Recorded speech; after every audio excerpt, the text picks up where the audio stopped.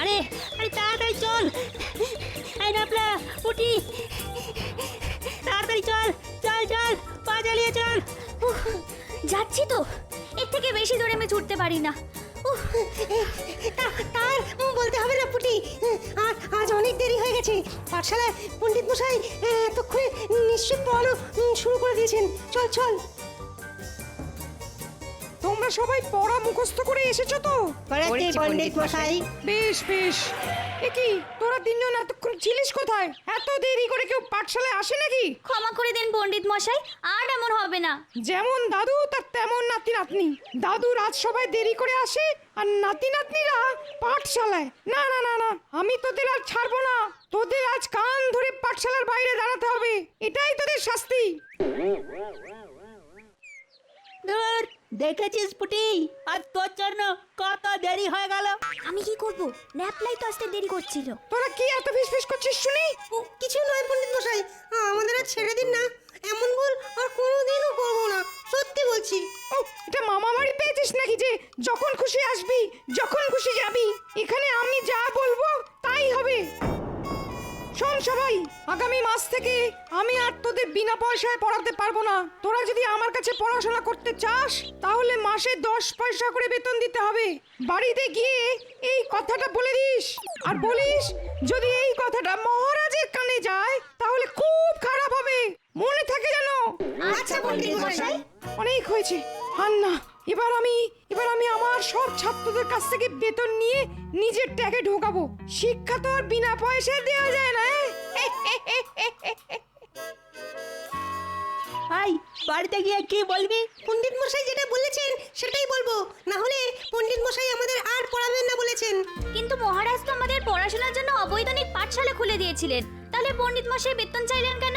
ওসব বড়দের ব্যাপার রে পুটি, নাক গলাস না, নাকটাই লম্বা হয়ে যাবে। এই তোরা হাসছিস কেন রে? নাক লম্বা হয়ে গেলে তোকে কেমন দেখতে লাগবে সেটাই চিন্তা করছিলাম। আমরা চললাম না পুটি। বিকেলে আমরা গোপাল দাদুর বাড়িতে যাব ভূতের গল্প শুনতে। এবার পুচকাকে বলে দিস।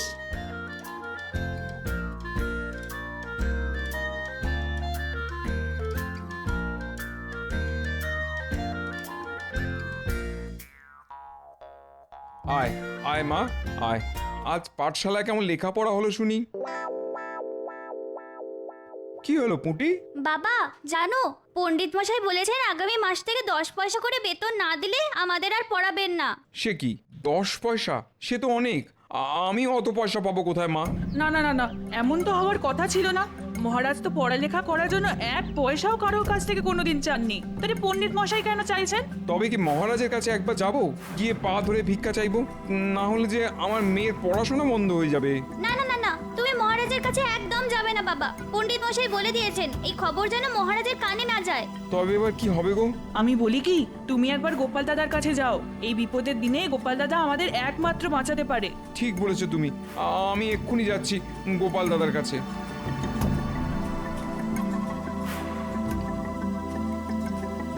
ও গোপাল দাদা, গোপাল দাদা, আরে বাড়ি আছো? মানুষটা গেল কোথায়? এদিকে ঘরের দরজা যে খোলা, নিশ্চয়ই ভেতরে আছে। যাই একবার ভেতরে ঢুকে দেখি।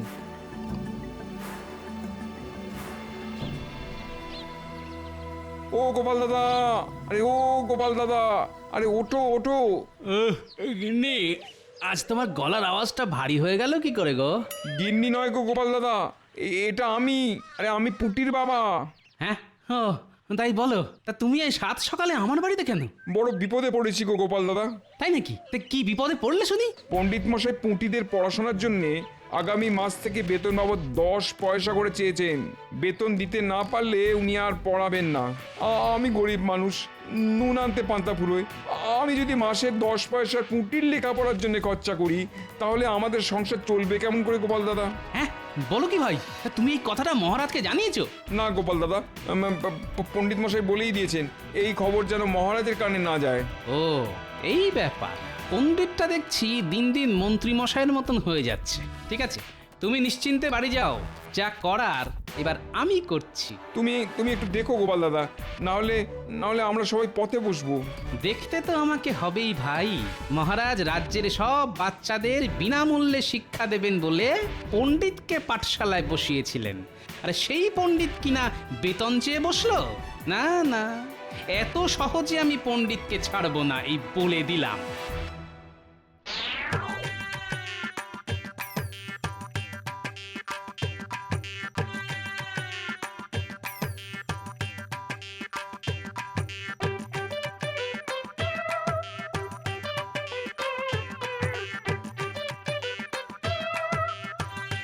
কি ব্যাপার, আজ রাজসভায় তো ফাঁকা ফাঁকা লাগছে কেন?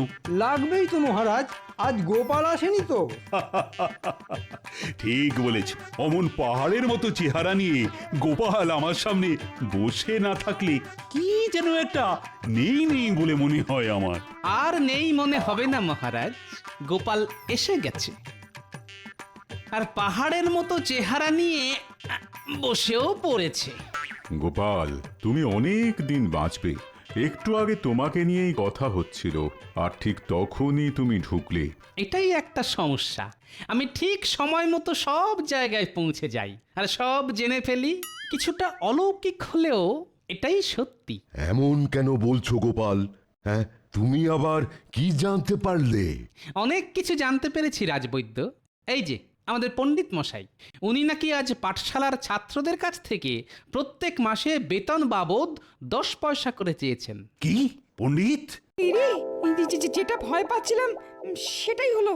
আগে গোপাল ভুল জানে মহারাজ, আমি এসব কিছুই চাইনি।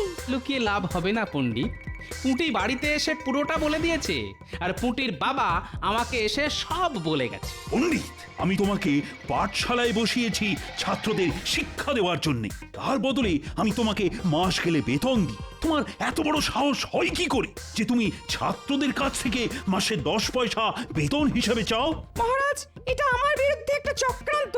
আজ গোপালের 3 নাতি নাতনি দেরি করে পাঠশালায় এসেছিল, তাই আমি ওদের কান ধরে দাঁড় করিয়ে রেখেছিলাম। ওরা সেটারই বদলা নিচ্ছে মহারাজ, আমি নির্দোষ।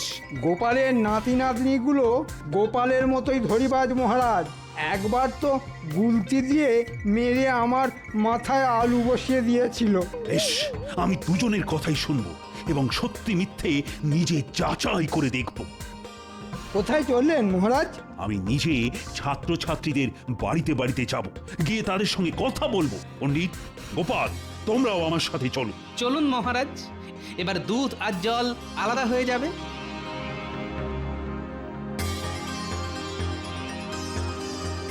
বিশ্বাস করুন মহারাজ, আমি নির্দোষ। সেটা তো সবার সঙ্গে কথা বলার পরই জানতে পারবো পণ্ডিত।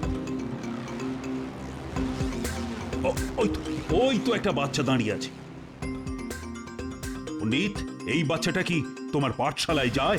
যায় মহারাজ, ওর নাম ভোম্বল। এই ভোম্বল, এদিকে আয়।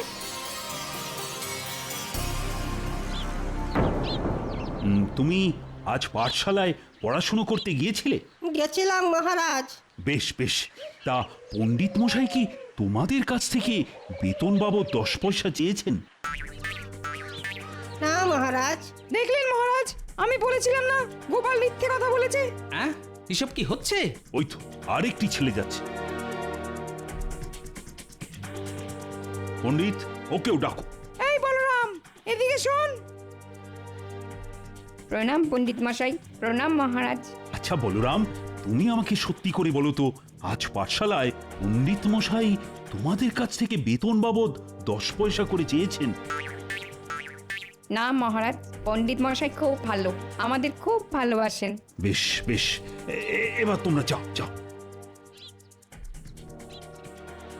গোপাল, যেমন তুমি তেমন তোমার নাতি নাতনিরা। উফ, আমাকে জ্বালিয়ে খেলে তোমরা। গোপাল, আর কোনোদিনও আমার পেছনে লাগতে এসো নাই বলে দিলাম, না হলে তার ফল কিন্তু খুব খারাপ হবে। না না, পুঁটি মিথ্যে কথা বলবে না, এই ব্যাপারে আমার বিশ্বাস আছে। আর আপনি যে ওই বাচ্চাটার দিকে তাকিয়ে ঘাড় নেড়েছেন সেটাও আমি দেখেছি। ঠিক আছে, আমিও দেখে নেব আপনি কতদিন নিজের দোষ ঢেকে রাখতে পারেন। সত্যি একদিন সামনে আসবেই, আর সেটা আনবে এই গোপাল ভাঁড়। গোপালটা দেখছি এত সহজে থামবে না। দাঁড়াও গোপাল, তোমাকে দেখাচ্ছি মজা। ওই তো গোপাল দাদু এসে গেছে। ও গোপাল দাদু, আজ কিন্তু তুমি আমাদের ভূতের গল্প শোনাবে বলেছিলে। আরে শোনাবো শোনাবো, তোদের আমি ভূতের গল্প শোনাবো, কিন্তু তার আগে বলতো আজ পাঠশালায় ঠিক কি কি হয়েছিল। আমি বলছি গোপাল দাদু।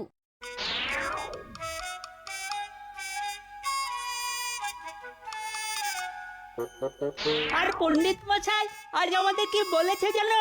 কি বলেছে রে? বলেছে যেমন দাদু তার তেমনি নাতি নাতনি। দাদু রাত সবাই দেরি করে যায় আর নাতি নাতনিরাও পাঠশালায় দেরি করে আসে। কি এত বড় কথা? এবার একটা কিছু করতেই হচ্ছে। এই অপমানের বদলা গোপাল নেবেই নেবে, এই বলে দিলাম।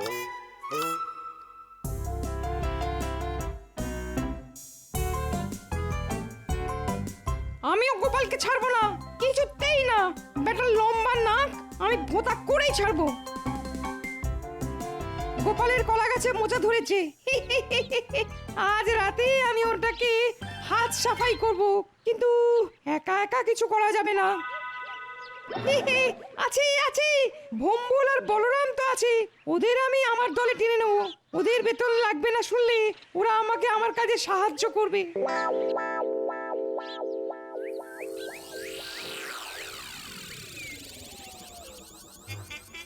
তোদের যেমন যেমনটা বলেছি তেমন তেমনটা করতে পারবি তো? পারবো পণ্ডিত মশাই। মনে রাখিস, আমার হয়ে সব কাজ করে দিলে তোদের আর মাস গেলে 10 পয়সা করে বেতন দিতে হবে না। নে এবার যা, চুপি চুপি গিয়ে কলা গাছ থেকে মোচাটা পেরে আনতো।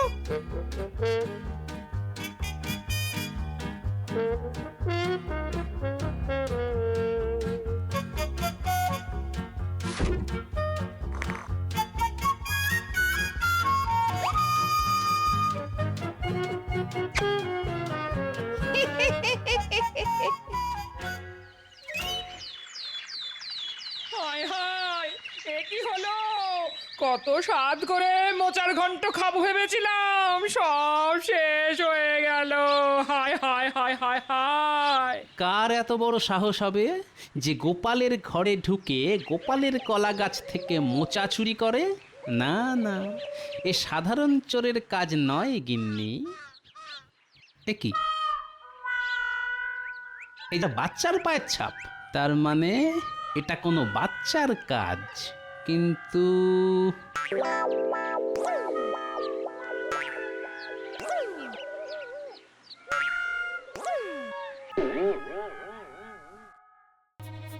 এবার আমাদের কি করতে হবে পণ্ডিত মশাই? চল না চল, গেলেই দেখতে পাবি। দুপুরবেলা খেয়ে দিয়ে গোপাল ঘুমায়, আমাদের শুধু গোপালকে ঘুম থেকে তুলতে হবে। কিভাবে তুলবো পণ্ডিত মশাই? এইভাবে।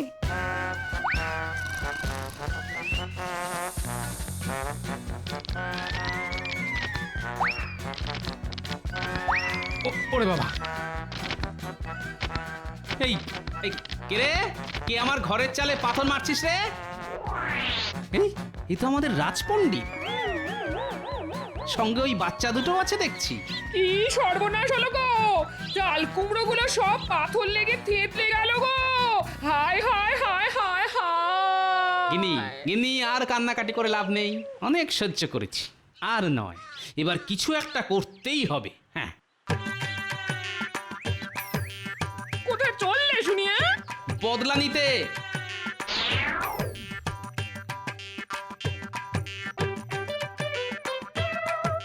এই ন্যাপলা গুলটে, এদিকে শোন।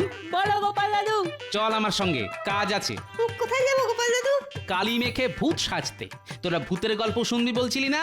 এবার আমি তোদের ভূতের গল্প শোনাবো না, বরং দেখাবো। এবার আমি রাজপণ্ডিতকে এমন শিক্ষা দেব যে আমার বাড়িতে ঢিল মারার আগে দুবার ভাববে। তোমাকে তো পুরো ভূতের মতন লাগছে গো দাদু। আর তোরা হলি ভূতের দুই ছোট ছোট নাতি। ওরে বাবা রে,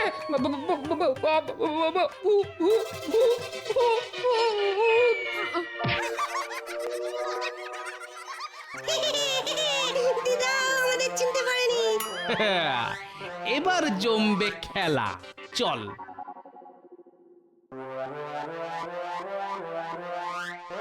দেখেছো রানী, দেখো আজ আকাশে কত বড় চাঁদ উঠেছে। তাই তো। ওই দেখ ন্যাপলার গুলটে, মহারাজ আর রানীমা জানলায় দাঁড়িয়ে আকাশের দিকে তাকিয়ে আছেন। চল এবার ওনাদের দেখিয়ে রাজবাড়ির ছাদে পাথর ছুঁড়ে মারি।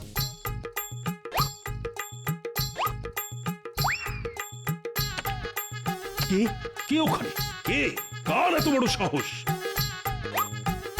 ওই দেখুন, নিচে 3 জন দাঁড়িয়ে আছে, 2 জন বাচ্চা আর একজন বড়। দেখুন দেখুন, ওদের মুখ পুরো কালো, পরিষ্কার বোঝা যাচ্ছে না। এবার আমরা কোথায় যাচ্ছি গোপাল দাদু? মহারাজ হয়ে গেলেন, এবার রাজসভার সব সদস্যদের পালা।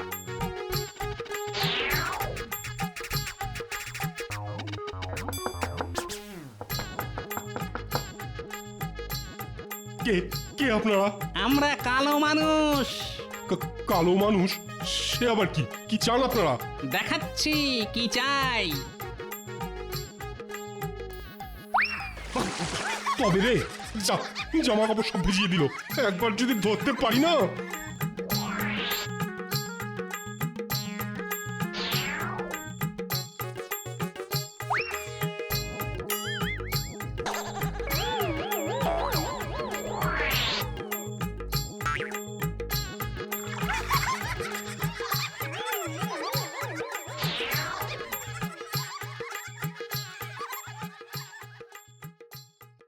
না না না, আজ মহারাজকে বলতেই হবে। হ্যাঁ, বলতেই হবে। হ্যাঁ বলতেই হবে, ছাড়বো না। কাল রাতের ওষুধে বেশ ভালোই কাজ হয়েছে দেখছি। এবার শুধু আজ রাতের অপেক্ষা। আজ রাতে মক্ষম চালটা চালতে হবে।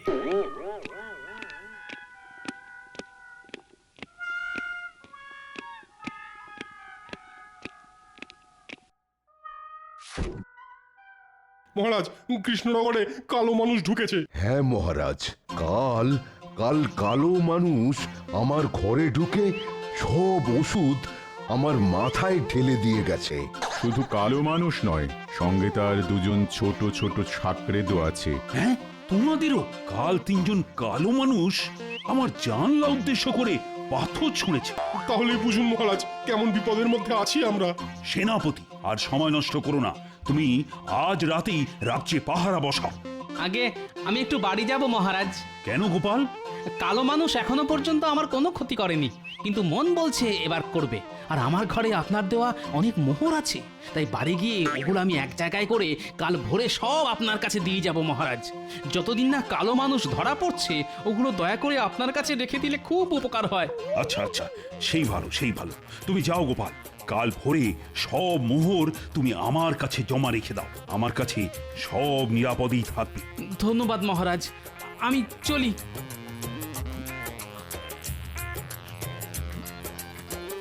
গোপালের কাছে অনেক মোহর আছে। না না, এই সুযোগ ছাড়া যাবে না। মহারাজের কাছে জমা দেওয়ার আগেই আমি আজ রাতে সব মোহর গোপালের ঘর থেকে চুরি করব। এবার গোপাল মোহর হারানোর শোকে পাগল হয়ে যাবে।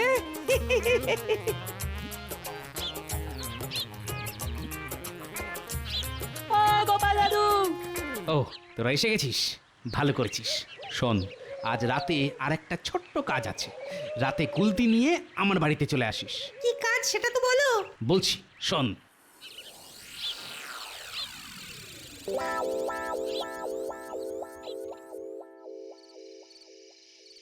এর মধ্যে আমার সব উপার্জন আছে। এগুলো কাল ভোরে মহারাজের হাতে তুলে দিতে পারলেই আমি নিশ্চিন্ত। ব্যাস। গোপাল শুয়ে পড়েছে আর দরজা খোলা আছে। গোপাল বন্ধ করে শুতে ভুলে গেছে। এই সুযোগ, গোপালের বিছানার নিচ থেকে মোহরের ঘোড়াটা বার করে নিয়ে আয়।